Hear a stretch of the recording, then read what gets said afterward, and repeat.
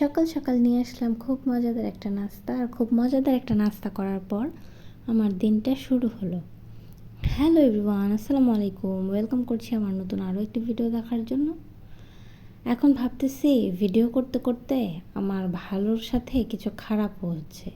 আমার ছেলে গরুটা দেখে আইসা বলতেছে, মা মা মোবাইলটা দাও, ভিডিও করব। এখন যদি বড় হয়ে লেখাপড়া না করে বলে যে মা আমি ইউটিউবার হব, তখনই পড়বো আমার মাথায় বাড়ি। যাই হোক, আল্লাহ ভরসা, বড় হলেই সব কিছু এত এফেক্ট করবে না ইনশাল্লাহ।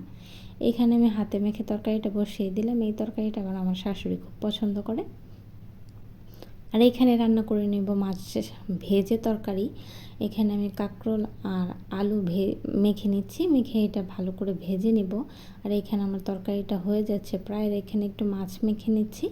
এই মাছটাতে কাটা কম থাকে বলে আমার ছেলে খেতে পারে টুকটাক, আর ওর সাথে সাথে আমাদেরও খাওয়া হয়। এখানে আমি মেখে নিয়েছি মাছ ভালো করে। আর এই তরকারিটা এখন হয়ে গেছে, প্রায় রান্নাটা কমপ্লিট।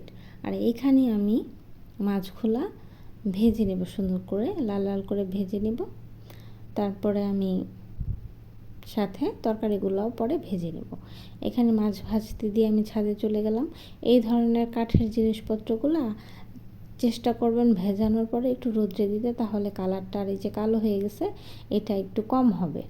তারপরে এই যে মাছগুলো উল্টে পাল্টে আমি ভেজে নিচ্ছি। এখানে ভাজার পরে মাছগুলো আমি এখানে উঠিয়ে নিব। উঠিয়ে নেওয়ার পরে ওই তেলেই আমি যে কাঁকরোল আর আলু মেখে রেখেছিলাম নুন হলুদ দিয়ে, ওইটা আমি ভালো করে ভেজে নিব।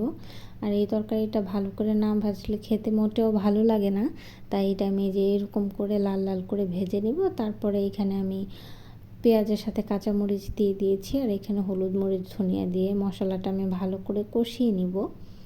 কষিয়ে নেওয়ার পরে এখানে আমি ভেজে রাখা তরকারিগুলো দিয়ে দিব, দিয়ে নেড়ে চেড়ে ভালো করে কষিয়ে নিব। কষিয়ে নেওয়ার পরে এখানে আমি আবার পানি দিয়ে দিয়েছি। পানি দিয়ে দেওয়ার পরে এখানে আমি মাছ দিয়ে দিয়েছি। এটা ভালো করে ফুটে যখন ঝোলটা গাঢ় হয়ে যাবে তখন আমি নামিয়ে নেব। এই যে আমার রান্নাবান্না শেষ। এখন আমি চলে যাচ্ছি আমার ননাসের বাড়ি, কারণ ওনার ছেলে একটু অসুস্থ, ওকে দেখতে যাচ্ছি। আর ওর ফুপির বাড়ি যাবে শুনলেই আমার ছেলেটা পাগল হয়ে যায় খুশিতে। ও খুব পছন্দ করে ওখানে যেতে। আর যেহেতু বাসাটা কাছে, তাই আমরা হুট করেই চলে যেতে পারি। আর ও যেহেতু অনেক খুশি হয়, তাই আরও বেশি আগ্রহ করে যাওয়া হয়। আর গিয়ে এসে এই বাইকটার উপরে বসবে, এইটাই ওর খেলনা।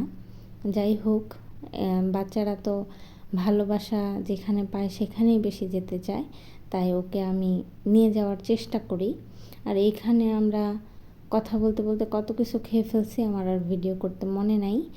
আর আমার ননাস কিন্তু অনেক বড় লোকস, জাস্ট কিডিং। যাই হোক, মজা করলাম। এখানে চাটা খেয়ে শেষ করে ফেলছি। খালি কাপের ভিডিও। Thanks for watching.